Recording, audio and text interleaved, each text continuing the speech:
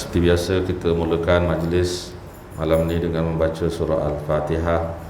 Hadiahkan bacaan kepada kedua ibu bapa kita, mudah-mudahan mereka semua sentiasa dalam limpahan kedamaian, kebahagiaan, sentiasa diberkati, dirahmati serta diredai oleh Allah Subhanahu wa taala, insya-Allah. Amin amin Allahumma amin. Al-Fatihah. A'udzu billahi minasyaitonir rajim. Bismillahirrahmanirrahim. Alhamdulillahi rabbil alamin. Arrahmanir rahim. Maliki yaumiddin. Iyyaka na'budu wa iyyaka nasta'in. Ihdinas siratal mustaqim. Siratal ladzina an'amta 'alaihim ghairil maghdubi 'alaihim waladdallin.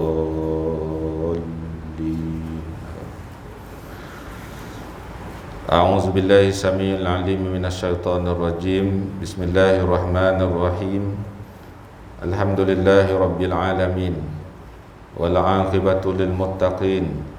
Wala 'udwana illa 'alal zalimin. Allahumma salli ala sayyidina Muhammadin al-Fatihi lima ughliq wal khatimi lima sabaq wa nasiril haqqi bil haqq wal hadi ila siratikal mustaqim wa ala alihi wa sahbihi haqqa qadrihi wa miqdarihi al-azim. Rabbi shrah li sadri wa yassir li amri wahlul 'uqdatam min lisani yafqahu qawli. Rabbi yassir wa la tu'assir. Rabbi tammim bil khair bi rahmatika ya arhamar rahimin. Subhanallah wa bihamdihi adada khalqihi wa ridha nafsihi wa zinata arsyihi wa midada kalimatihi. Yang dihormati lagi dikasihi pengurusi masjid, Tuan Imam Bilal, seluruh ahli jawatan kuasa masjid, para asatizah, ustaz, ustazah, tuan-tuan haji, puan-puan hajah, hadirin hadirat, muslimin muslimat serta ayahanda dan bonda yang dirahmati Allah sekalian. Apa khabar semua malam ni? Baik, alhamdulillah. Pertamanya, marilah sama-sama kita memanjatkan sebanyak-banyak rasa syukur kehadrat Allah Subhanahu wa taala. Pada malam ini sekali lagi kita dapat berhimpun sebagai tetamunya. Mudah-mudahan kita berharap belas ihsan, rahmat, kasih sayang daripada Allah Subhanahu wa taala. Sudilah kiranya nanti apabila Allah Subhanahu wa taala membangkitkan kita pada hari mahsyar sebagai tetamunya yang istimewa, insya-Allah. Amin Allahumma amin. Tuan-tuan yang dirahmati Allah sekalian, pada malam ini kita akan membicarakan tajuk yang berkaitan dengan hak-hak jiran. Saya yakin tajuk berkaitan dengan hak-hak jiran ini sudah biasa kita dengar. Walau bagaimanapun tidak mengapa untuk kita mengulangi perkara-perkara yang biasa kita dengar supaya kita dapat merenung apakah hak-hak jiran yang kita telah lakukan ataupun yang kita belum lakukan.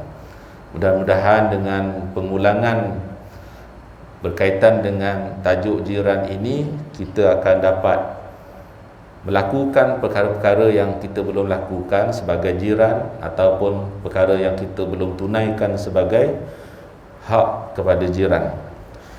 Hak jiran ini seperti hak persaudaraan Islam. Kita dah sebut dulu beberapa perkara berkaitan dengan hak kita sebagai saudara se-Islam.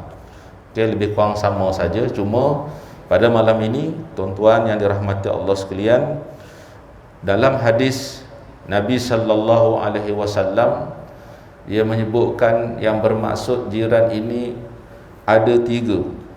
Jiran ini ada tiga. Jiran yang mempunyai satu hak, yang pertama. Yang kedua, jiran yang mempunyai dua hak. Yang ketiga, jiran yang mempunyai tiga hak. Ada tiga kategori jiran ini. Jiran yang mempunyai tiga hak siapa? Jiran yang mempunyai tiga hak ialah jiran seorang Muslim yang ada hubungan kekeluargaan.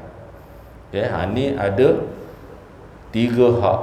Dia saudara kita, dia orang Islam, dia pula jadi jiran kita. 3 hak atas dia. Bagi jiran yang mempunyai 2 hak, iaitu hak sebagai jiran yang pertama, yang kedua hak sebagai dia seorang Islam. Ni kalau kita duduk dalam kawasan, jiran-jiran kita ni ada yang beragama Islam, maknanya 2 hak atas jiran yang macam ni. Satu hak sebagai jiran, satu lagi hak sebagai Muslim. Dan ada juga satu hak kalau sekiranya jiran kita bukan Islam, dia ada hak, iaitu satu hak apa? Hak sebagai jiran, walaupun dia bukan Islam. Maknanya di sini tuan-tuan yang dirahmati Allah sekalian, Islam ni dia tidak membezakan. Orang bukan Islam pun diberikan hak kalau sekiranya dia menjadi jiran kita. Bahkan menjadi tanggungjawab kita memberi layanan yang baik kepada jiran ataupun kepada orang yang bukan Islam. Wajib memberi layanan yang baik sebagai orang Islam, memberi layanan yang baik kepada orang bukan Islam. Tak boleh mentang-mentang dia bukan Islam maka kita nak khianat pada dia. Tak boleh. Pernah berlaku seorang yang berumur lebih kurang hampir 80 tahun. Dia ni jiran kepada Nabi Ibrahim AS. Dia ni beragama Majusi. Agama Majusi ni maksud penyembah api. Nabi Ibrahim ni jenuh dakwah, ajak lelaki tua ni masuk Islam, tapi dia tak mau juga masuk Islam. Setia dia dengan agama Majusi. Sehingga satu hari ketika hujan sangat lebat, dia pun datang kepada Nabi Ibrahim minta tolong untuk menumpang semalaman, tidur di rumah Nabi Ibrahim AS. Kerana kata dia, rumah dia sekarang ni hujan lebat, rumah dia pun dah dalam keadaan uzur, sengit, bocor sana sini. Kemungkinan malam ni kalau dia tinggal lagi di rumah dia, mungkin rumah itu akan runtuh menghempap dia. Lalu lelaki ini datang minta tolong kepada Nabi Ibrahim. Boleh tak wahai Ibrahim, aku nak tumpang satu malam tidur di rumah kamu. Reaksi Nabi Ibrahim pada peringkat awalnya tuan-tuan, ialah maklumlah manusia ni kan, bila kita ajak nasihat untuk melakukan kebaikan tapi degil kan, sehingga satu hari bila ada musibah dia datang minta tolong. Nabi Ibrahim mengatakan, pasal apa aku akan memberi izin kepada kamu untuk tinggal di rumah aku sedangkan kamu bukan Islam? Dan itulah maksud, lebih kurang maksud Nabi Ibrahim AS. Tapi orang tua ni dia dengar ayat tu, dia faham maksud Nabi Ibrahim. Takkanlah kamu nak tinggal di rumah aku sedangkan kamu ni bukan Islam. Aku ni Islam. Kata lelaki tu, tak apalah kalau begitu, dia ikhtiar cari di tempat yang lain. Tak lama selepas itu tuan-tuan, Nabi Ibrahim AS mencari lelaki tua yang datang minta tolong kepadanya. Didapati lelaki tua ni sedang berehat di bawah sepohon pokok, beralaskan tanah, beratapkan langit. Duduk bawah pokok, tu je lah rumah dia. Hujan basah habis semua badan, sejuk. Lalu Nabi Ibrahim mengajak orang tua ni tadi, mai datang ke rumah saya. Bila sampai di rumah, Nabi Ibrahim menyediakan salinan pakaian yang baru, menyediakan hidangan kepada lelaki tua ini, kemudian mempersilakan lelaki tua ini untuk tidur di rumah dia. Sebelum tidur, lelaki tua ini bertanya kepada Nabi Ibrahim alaihissalam, boleh tak saya nak tanya Tuan, kenapa yang pertama tadi Tuan tak bagi saya, tak izinkan saya untuk tumpang bermalam?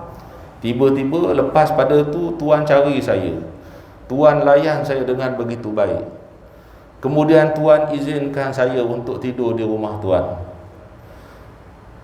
Ini persoalan dia. Lalu Nabi Ibrahim AS menjelaskan, tadi ketika aku lelap, aku tidur, Allah Subhanahu wa ta'ala, Nabi Ibrahim cerita dia mimpi Allah Subhanahu wa ta'ala marah pada dia. Apa kata Allah kepada Nabi Ibrahim? Nabi Ibrahim dia cerita kepada lelaki tua yang tanyakan soalan tadi. Kata Allah, selama tempoh hidup lelaki tua ini, lebih kurang hampir 80 tahun, aku tidak biarkan dia dalam keadaan kelaparan. Dia lapar, aku sediakan makanan. Dia sedih, aku datangkan kegembiraan padanya. Dia susah, aku datangkan kesenangan pada dia. Walaupun dia tidak beriman kepada Allah Subhanahu wa ta'ala, Allah tak mengungkit pun apa yang Allah bagi kepada hamba dia. Tetapi kamu, dia kata dekat Nabi Ibrahim, lelaki ini minta tolong semalam saja, satu malam saja nak tumpang tidur, tapi kamu enggan memberi pertolongan, memberi keizinan kepada dia untuk tinggal di rumah walaupun satu malam. Disebabkan kerana kamu beri nasihat, datang kepada dia, berdakwah kepada dia, tetapi dia enggan terima, kan? Lalu kamu nak sebut yang kamu ajak lelaki ini untuk masuk Islam, tapi dia enggan. Sebab tu, apa sebab dia nak tolong lelaki ni? Itu maksud dia mengungkit, kan? Maksudnya tuan-tuan, kita orang Islam bila berhadapan dalam situasi dengan orang bukan Islam, kita tidak boleh memusuhi dia jika sekiranya dia tidak menunjukkan permusuhan kepada orang Islam. Ada orang kafir dia tidak bermusuh dengan orang Islam, dia kira dia saja. Tapi ada juga orang kafir yang memusuhi Islam. Orang kafir yang memusuhi Islam ini kita tak boleh buat baik dengan dia, kan? Yang dikenali sebagai kafir harbi. Orang kafir yang tidak memusuhi Islam, yang ni kita kena layan baik pada dia, kerana dia ni adalah kafir zimmi. Kafir pun dia ada juga jenis-jenis dia. Kafir zimmi, kita kena buat baik dengan dia, kena beri layanan yang baik pada dia, tidak boleh khianat dia. Wajib kita mempertahan dia kalau sekiranya harta benda dia diceroboh, dia sendiri dikhianati, wajib hukum dia walaupun dia orang bukan Islam, kan? Ni keindahan Islam. Dia tidak memusuhi orang yang tidak bersama dengan Islam, supaya dengan itu orang bukan Islam akan tertarik untuk masuk kepada Islam, kan? Bila dijelaskan begitu oleh Nabi Ibrahim alaihissalam kepada lelaki tua ini, dia kata, baiknya Tuhan kamu, kan? Baiknya Tuhan kamu. Walaupun dia kata dia ni tidak beriman kepada Allah, tetapi Allah tidak membiarkan kehidupannya selama tempoh itu. Allah tak biarkan kehidupannya selama tempoh itu. Baiknya Tuhan kamu. Akhirnya lelaki Majusi ni masuk Islam, kan? Dengan sebab Nabi Ibrahim tadi jemput balik, cari balik lelaki ini, beri layanan yang baik, sediakan salinan pakaian yang baru, hidangkan makanan yang sedap-sedap, kemudian diberi izin untuk tidur, kan? Tidur di rumah dia. Baik, seterusnya ketahuilah bahawa hak kejiranan bukan sahaja menahan diri daripada melakukan sesuatu yang menyakitkan, bahkan bersabar menghadapi karenah daripada jiran, serta bersikap lemah lembut. Antaranya juga ialah memulakan perkara kebajikan, ucapan salam. Ya, ini perkara yang hampir kita tengok orang Islam sesama Islam, lebih-lebih lagi jiran, tidak memberi salam antara satu sama lain. Ucapan yang ditanya kepada jiran bila jumpa, buat apa tu? Kan patutnya jumpa yang mula-mula tu beri salam. Nabi kata afsus salam, hendaklah kamu memberi salam. Lepas tu baru sembang yang lain. Kita terbalik, masyarakat kita dia sembang benda lain dulu, akhirnya tak bagi salam, tak ada ucapan doa kesejahteraan antara satu sama lain. Buat apa tu? Ataupun dia oi buat apa tu, kan? Hoi buat apa tu? Bahasa yang biasa-biasalah kita dengar, kan? Jiran, komunikasi jiran sesama jiran ini. Tidak mengambil masa yang panjang ketika bercakap dengan jiran. Tanya khabar lebih kurang begitu begini, dah, ya? Jangan sembang sampai setengah jam, tak siap-siap lagi. Jiran ni pun dia mungkin ada hal dan sebagainya. Jadi kena timbang-timbang lah. Nak tunjuk ramah sangat pun kena tengok juga situasi dia. Menziarahinya ketika sakit. Dengar jiran sakit, pergilah ziarah, kan? Jangan dengar je sakit tapi tak datang-datang ziarah.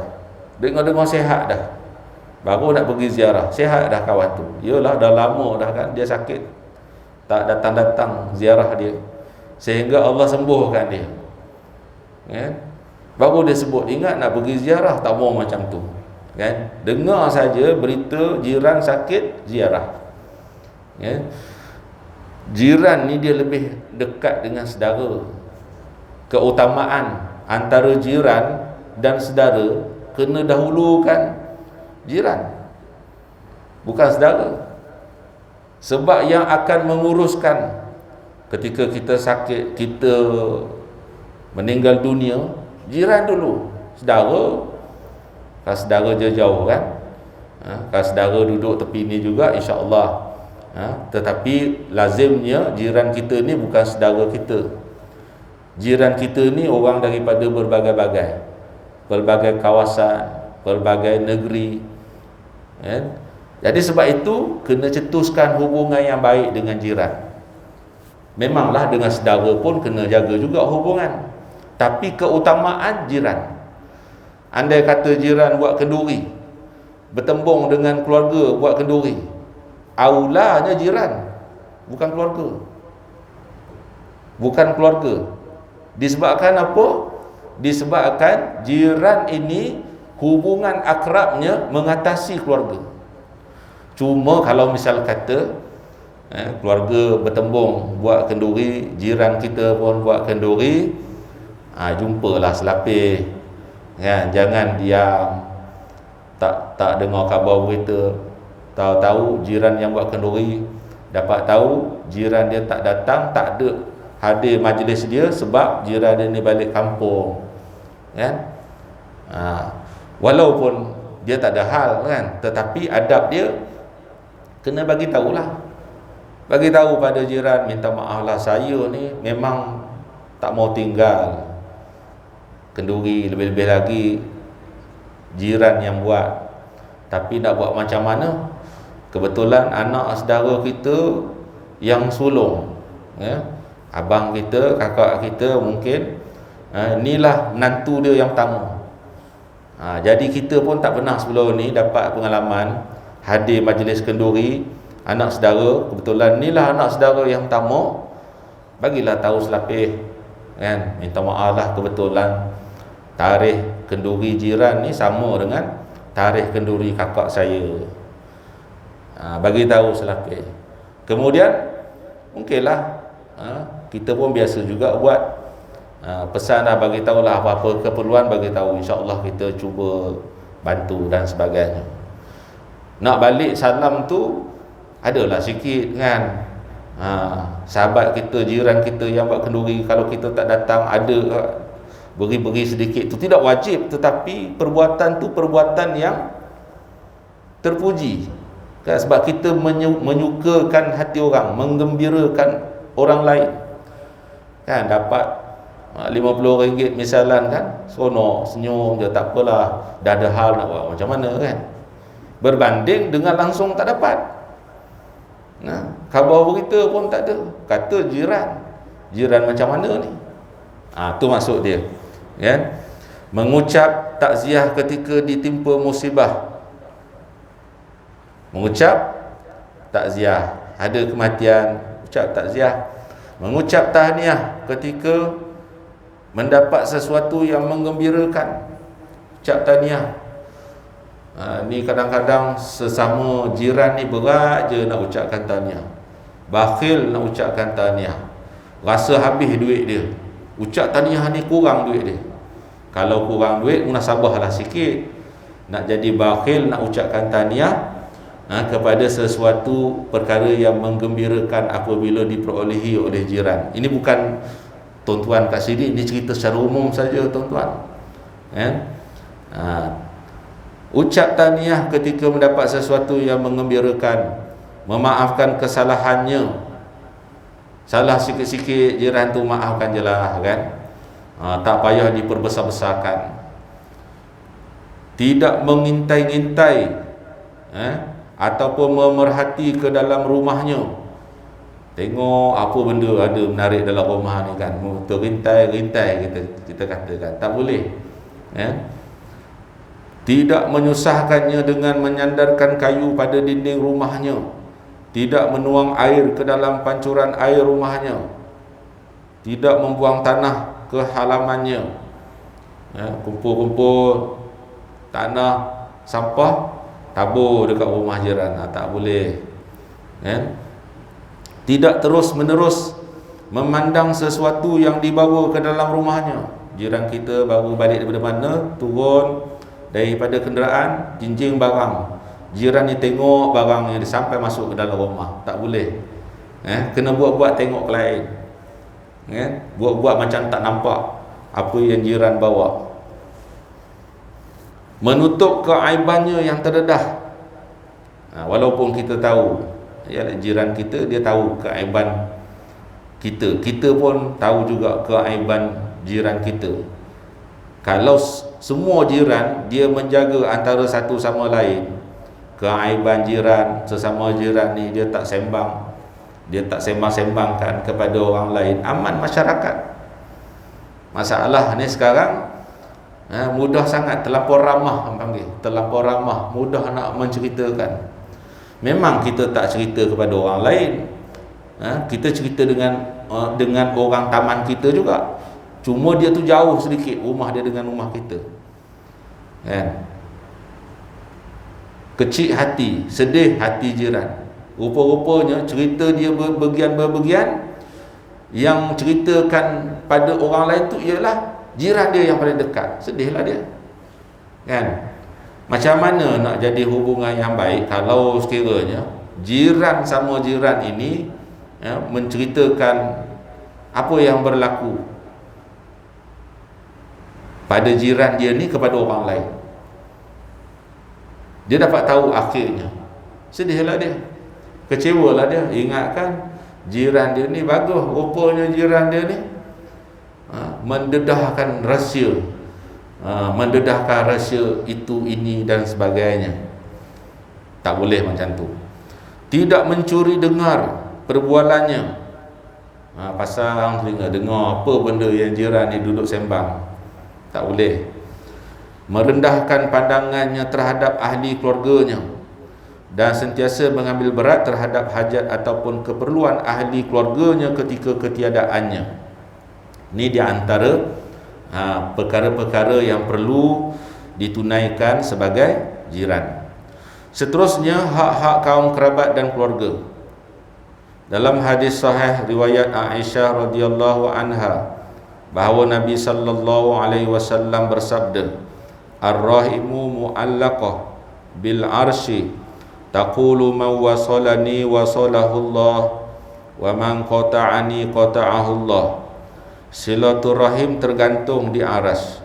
Ia berkata, sesiapa yang menyambungku, Allah akan menyambung hubungannya dengannya, dan sesiapa yang memutuskanku, Allah akan memutuskan ikatannya dengannya.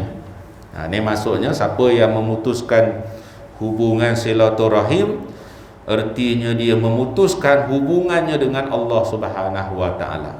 Siapa yang menyambungkan hubungan silaturahim, maka dialah yang menyambungkan hubungan dia dengan Allah Subhanahu wa taala. Maknanya besarlah tuan-tuan. Besar ganjaran yang diberikan oleh Allah Subhanahu wa taala bagi orang yang menyambung silaturahim. Bencana besar bagi orang yang memutuskan hubungan silaturahim. Kadang-kadang memanglah bila nak marah ni memang ingat tak mau baik, tapi kalau dia balik semula kepada ganjaran yang Allah akan berikan, benda tu insya-Allah dia akan jadi pengubat. Kita nak terus buat apa, bukannya untung apa-apa, kan?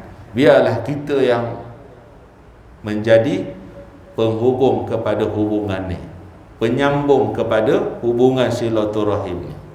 Tak ada untung pun kalau nak kekal dengan memutuskan hubungan silaturahim ni, kan? Mungkin kerana kita abang, kita orang yang berpangkat besar, kita orang yang berpengaruh, tiba orang yang di bawah ni tidak beria mana nak menjalinkan hubungan yang baik dengan kita, contohnya,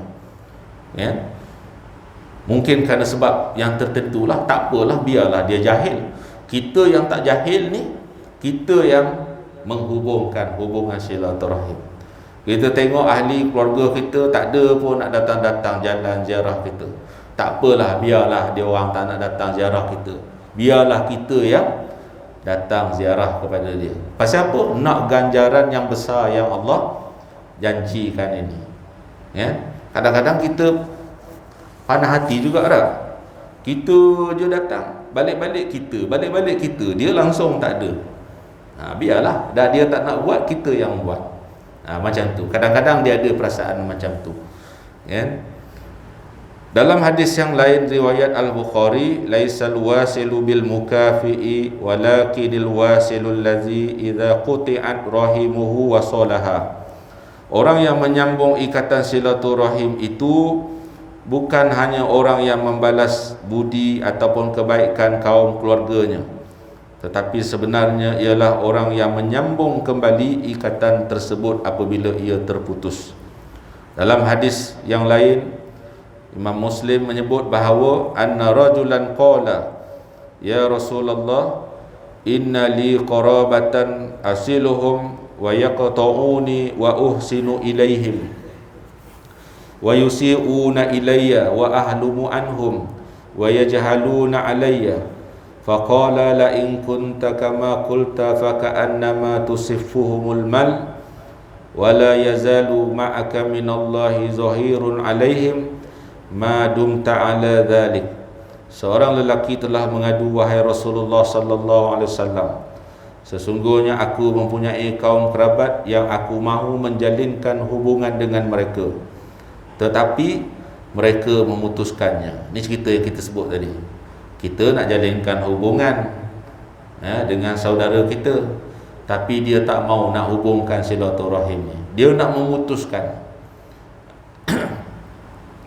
Aku berbuat baik kepada mereka, tetapi mereka melakukan kejahatan kepadaku. Aku berlembut dengan mereka, tetapi mereka tidak mempedulikanku.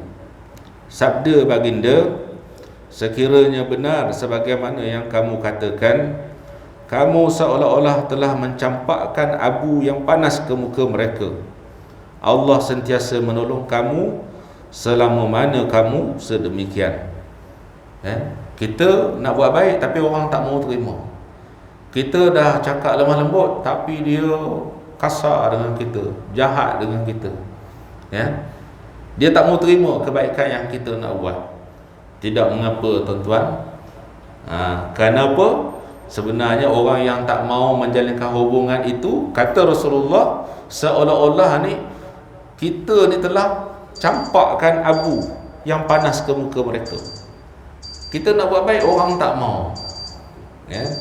Maknanya kalau kita ingat dari segi agama Islam kita ni, tak perlu pun kita nak rasa kecewa dengan apa yang kita dapat. Kita nak buat baik, orang tak nak buat baik dengan kita.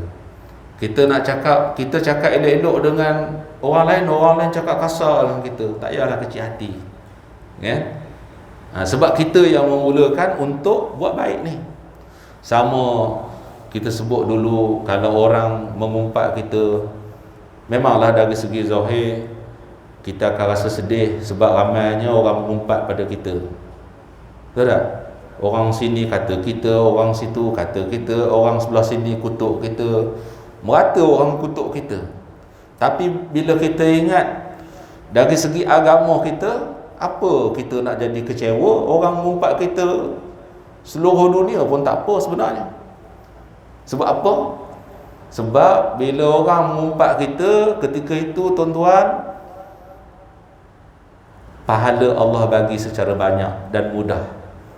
Tak payah dah susah-susah zikir. Macam itulah kononnya.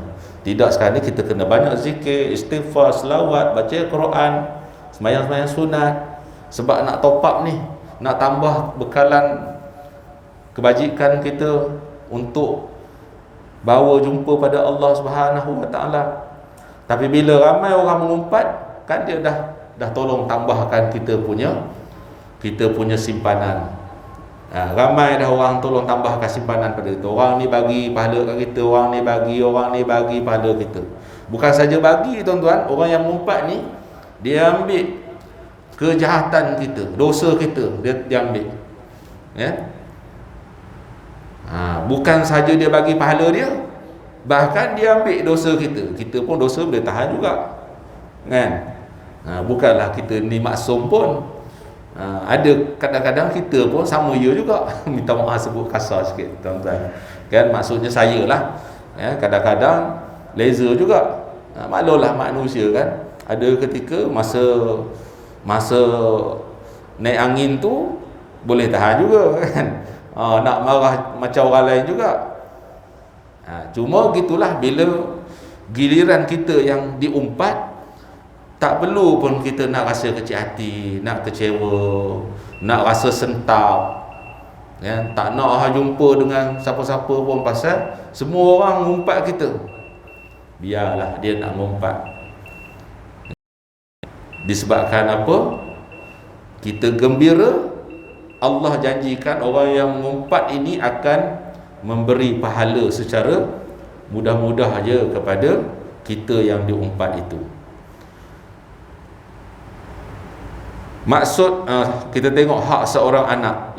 Sambung sikit, ya. Manusia secara fitrah memang cenderung ke arah menyayangi anaknya. Semua kita macam tu. Tak ada ibu bapa yang tak sayang pada anak dia. Secara fitrahnya ibu bapa akan sayang kepada anak. Oleh itu, perkara berkaitan dengan kena beri kasih sayang kepada anak ni, tak perlulah kita tekankan berkaitan dengan tanggungjawab bapa terhadap anaknya. Namun kadang-kala hawa nafsu seorang bapa lebih mengatasi kepentingan anaknya, lalu dia meninggalkan tanggungjawab mengajar dan mendidiknya. Kadang-kadang sayang terlampau-lampau sampai tak marah, kan? Sampai tak nak suruh dia semayang. Sayang melampau-lampau. Piramli buat cerita tu, anakku Sazali. Tu sayang melampau-lampau. Memanglah sayang, tetapi ada ketika kalau dia buat silap, kena tegur. Ada ketika dah tegur, buat lagi, kena marah, kan? Dah marah, buat lagi, kena pukul pula. Dia ada step dia. Tak boleh tiba-tiba terus bagi penampar, tak boleh. Dia kena bagi nasihat dengan cara yang baik. Kenapa abang buat macam ni? Contoh dia, kan? Lain kali jangan buat tau. Baik abah, kita dah bagi tahu ni tak boleh. Allah tak suka buat macam ni. Dia kena dijelaskan kepada dia. Pasal apa tak boleh? Allah tak suka buat macam ni. Bila dia buat lagi, masa tu kena marah. Kan abah dah cakap hari tu benda ni tak boleh buat, kenapa buat lagi? Masa tu dia kena angkat sedikit suara dia, kena berbeza dengan yang pertama. Faham tak lagi ni? Boleh tak lepas ni? Jangan buat lagi benda ni. Baik abah, abang dengar. Tengok-tengok dia buat lagi. Contoh kan, dia buat lagi. Ketika itu ayah ataupun mak boleh ambil tindakan, pukul sikit, bukan pukul sampai mati. Mentang-mentang lah marah ni dekat anak buat salah ni, pijak sampai mati, tak boleh. Pukul sikit, jangan pukul sampai patah tulang, sampai jadi cacat seumur hidup. Sian dekat anak tu. Dah lah dia tak berdosa lagi, kena pukul pula kan. Dia ada dia punya tingkatan-tingkatan dia. Jangan sampai langsung tak marah. Orang lain tolong bagi nasihat, orang lain pula yang kena maki. Kan, kau jaga anak kau sudahlah. Aku tahulah anak aku ni macam mana. Memanglah anak depan ibu bapa selalunya baik, tapi di belakang ibu bapa tak tahu macam mana anak dia. Jadi memang kita berharap kepada mata-mata kawan-kawan kita. Bagaimana perangai anak-anak di belakang dia sebagai ibu bapa. Kita hanya tahu ketika anak-anak ni bersama dengan kita. Di belakang kita tak tahu. Kita tak tahu. Apabila ada satu orang menyampaikan sesuatu tentang anak kita, kena ambil dulu apa yang dia sampaikan tu.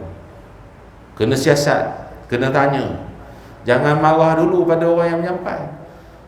Contohlah imam menyampaikan sesuatu tentang anak ustaz. Ustaz pun marah ke Tok Imam. Habis apa yang berlaku pada imam? Tak apalah, dah ustaz marah lepas ni, imam pun kalau nampak buat tak tahu je. Jangan cari pasal. Hari tu ustaz tu dah maki dah kat dia. Contoh, saya buat contoh saya ni senang sikit. Tak? Kalau contoh tuan-tuan, marah pula tuan-tuan nanti. Contoh ke saya sendiri. Ustaz maki, sepatutnya ustaz tak boleh maki, kan? Tak boleh marah balik pada Tok Imam. Bila dapat ni mesej yang disampaikan daripada orang lain kepada kita tentang anak kita, kena percaya dulu yang itu. Itu dia punya peraturan dia. Tanya pada anak, tengok anak ni bohong ke anak ni jujur, kan? Daripada cerita tu tadi, tengok balik semula cerita anak tadi, bandingkan antara dua cerita ni, untuk menyelidik, menyiasat. Tidak boleh mengatakan anak dia baik je kat rumah. Memang kat rumah baik, kat rumah baik, pijak semut pun tak mati katanya. Baik sangat, sopan dia dengan ibu bapa dia. Dekat luar, syaitan pun tepuk dahi, teruk betul lah. Na'udzubillahi min zalik. Ini contoh saja, kan? Syaitan tu kira jahat dah, tapi bila dia tengok manusia ni lagi jahat pada dia, tak tepuk dahi. Syaitan suka dia, bagus, kerja kita dah senang, dia kata, kan? Ada dah member kita, bagus pula dia ni, sekali ajar je, terus jadi pengikut Hawariyun, kan? Pengikut setia. Makna tak susah dalam kerja setan. Yang setan susah ni kita tuan-tuan yang datang ni. Pasal apa haji ni datang lagi masjid? Pasal apa hajah ni duduk lagi dalam majlis ilmu? Dah jenuh dah setan ni buat kerja, goda, tipu dan sebagainya, kan? Datang juga lagi, kan? Tak percaya ke selama ni setan duduk menghiaskan macam-macam keseronokan dunia ni, kan? Masih datang masjid, duduk dalam majlis ilmu. Ni yang setan tengah pening ni. Syaitan tengah pening tengok tuan-tuan ni. Biar syaitan pening tengok kita tuan-tuan. Ya. Jangan syaitan lega, selesa dia. Tengok manusia ni bagus dah, bagus. Manusia ni semua jadi pengikut-pengikut dia. Ya. Alam a'had ilaikum ya bani Adam alla ta'budu syaitan. Allah kata jangan kamu kawan dengan syaitan. Sebab apa? Syaitan ni jahat, syaitan ni musuh. Jangan kawan dengan dia. Tapi hari ni kita tengok ramai kawan dengan syaitan. Kalau tanya, syaitan ni kawan kamu ke? Dah, dia kata syaitan musuh. Tapi aku tengok kamu buat macam yang syaitan nak, kan? Kalau buat macam yang syaitan nak, walaupun dia cakap syaitan tu musuh, sebenarnya dia adalah pengikut syaitan. Syaitan kata jangan sembahyang, muda-muda ni buat je lah apa yang lain. Sembahyang tu nanti dekat-dekat nak mati boleh sembahyang, dia kata. Kan? Akhirnya ramai orang tak sembahyang. Ramai hari ni tuan-tuan orang Islam tak sembahyang. Dulu kita pernah kongsikan Radio Hakim, sebahagian penyelidik daripada Radio Hakim buat kajian berkaitan dengan orang tak sembahyang. Ya, orang tak sembahyang ni ramai. Daripada hampir 27 juta orang Islam yang sembahyang tak sampai 20%. Maknanya 80% tak sembahyang. Yang 20% ni pun bukan kata ambil sembahyang 5 waktu. Bila ditanya dalam soal selidik tu, sembahyang tak sembahyang? Sembahyang. Berapa waktu? Ada hak sembahyang Zuhur, sembahyang Maghrib, Isyak. Subuh tak sembahyang. Kira borong, kira masuk dalam kelompok yang sembahyang juga. Kalau nak detail lagi, yang sembahyang 5 waktu secara cukup, tak tahulah tinggal berapa persen saja. Ramai orang Islam tak sembahyang. Ya?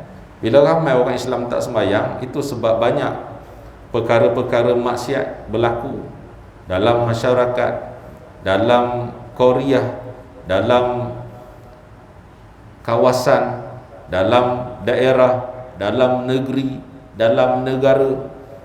Macam-macam benda jenayah berlaku sebab tak sembahyang. Tak sembahyang. Anak-anak dekat sekolah kalau buat hal macam-macam tu, selalu cikgu akan panggil sembahyang tak sembahyang. Jawapan memang tak sembahyang, selalunya. Ya. Subuh tadi sembahyang tak? Tak sembahyang. Patutlah perangai teruk. Kan? Suruh dia sembahyang, suruh baca Yasin, insya-Allah lepas tu dia elok. Tapi kalau dia tak sembahyang pula, teruk balik. Teruk balik sebab punca dia tak sembahyang. Bila tak sembahyang ni, dia tak heran nak buat benda-benda lain, benda-benda maksiat ni. Ulama tafsir berkata maksudnya ajar dan didiklah, ya, maksudnya ajar dan didiklah ahli keluarga, anak-anak daripada bakaran api neraka. Seorang bapa seharusnya menamakan anaknya dengan nama yang baik dan melakukan akikah untuknya. Akikah sunat pada hari yang ke-7 kelahiran. Jika mampu.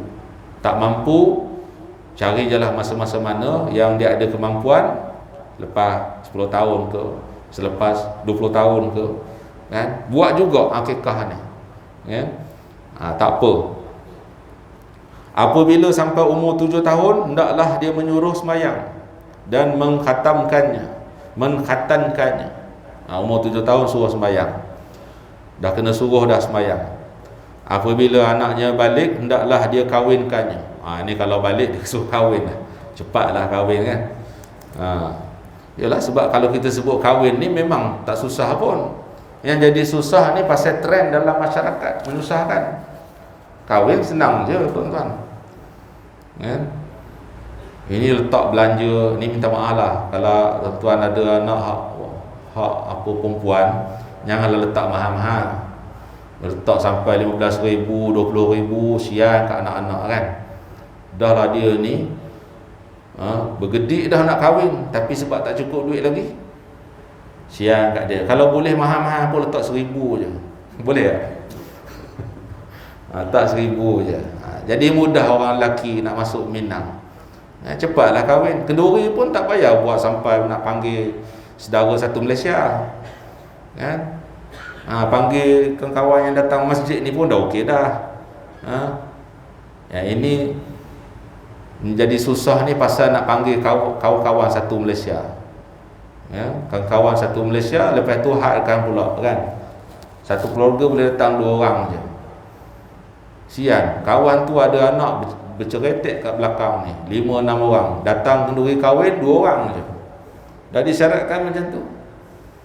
Sebab tu tengok masa musim PKP baru ni, ramai pasangan menikah. Elok je, kan? Pengantin, keluarga pengantin nikah dekat pejabat agama. Selesai. Selesai. Berapa duit habis? 200 tak habis. 200 tak habis. Kalau kata 200 tu, takkan 200, tambahlah sikit lagi, 1000 lah. 1000 tu insya-Allah dalam mampu. Tapi kalau nak berhabis sampai 40,000, jenuh lah. Orang tertentu okey lah, kan? Kakak macam saya ni memang lambat lah nak boleh kahwin dengan anak. Main tanya sekali 15,000 ustaz, 15,000 baru hak yang bahagian nak bagi tu, kenduri belum lagi, kan? Tunggu dululah, abah tak cukup duit lagi ni. Sial kat anak nak kahwin tak boleh, kan? Jadi kalau ikut kita baca ni, umur balik kahwinkan dia. Umur balik kahwin dengan dia. Tujuan dia apa? Supaya terselamat dia daripada melakukan perbuatan maksiat. Manakala hak seorang hamba ialah memberi makan dan pakaian kepadanya, tidak membebankan dengan kerja yang tidak mampu dilakukan, tidak memandang hina kepadanya, hendaklah memaafkan kesalahan-kesalahannya. Ingatlah kepada Allah ketika dia melakukan kesalahan, kerana Allah amat memaafkan kesalahan hamba-Nya. Dia buat salah, kita maaf sebab apa? Allah maaf kesalahan kita. Kita buat salah banyak, Allah maaf. Ud'uni astajib lakum. Minta dengan Allah, Allah ampunkan. Wasari'u ila maghfiratin min rabbikum. Allah kata segera kamu mohon ampun pada Allah.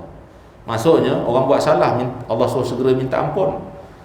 Ya, sebab apa Allah nak sediakan ganjaran balasan bagi orang yang bersegera minta ampun pada Allah? Jannatin arduhas samawati wal ard. Surga. Allah nak bagi surga. Surga tu pula seluas langit dan bumi. Bukan surga hak pondok-pondok je, kan? Pernah hadis kita dalam kitab Riyadhus Salihin, orang yang paling last sekali masuk ke dalam surga selepas menerima balasan azab dalam api neraka. Bila dikeluarkan daripada api neraka, Allah kata masuklah dalam surga. Dia kata tak apalah ya Allah, tak masuk dalam surga tapi dah keluar daripada neraka pun dah okey dah. Dia tak apa, dia kata kira dah lepas keluar daripada neraka tu, kira dah bahagia sangat dah, tak boleh masuk surga pun tak apa. Allah kata masuk dalam syurga. Tak ada, kalau orang tak masuk neraka, dia tak masuk dalam syurga, kan? Tak masuk dalam neraka akan masuk dalam syurga. Masuk dalam syurga. Dia kata malulah ya Allah nak masuk dalam syurga. Orang lain semua awal-awal masuk, kan? Takut dia masuk ni kan bilik macam store je tempat dia. Malulah, tak apalah, biarlah orang tak tahu dia masuk syurga pun.